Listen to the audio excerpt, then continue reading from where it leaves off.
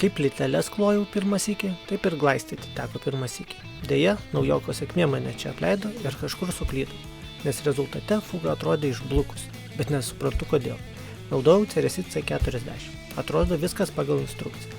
Plytelių tarpus išsivaliau nuo klijų, užsisiurbiau ir išsiploviau prieš glaistą.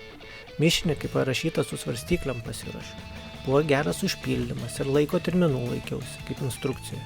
Ir vandenį keičiau, kad būtų švarus, ir kempinė naujutėlė buvo.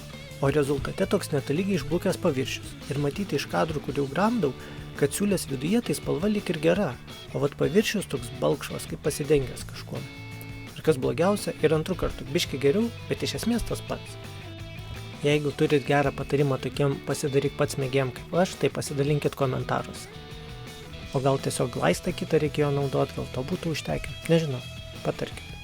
Ir jei tokiais darbais užsiminėjate, tai komentaruose galit savo kontaktą palikti. Man tai jau vėlu, bet gal koks nors žmogelis žiūrėdamas šitą vargą sakys, kad reik pas profesionalą eiti, o čia jūsų kontaktas.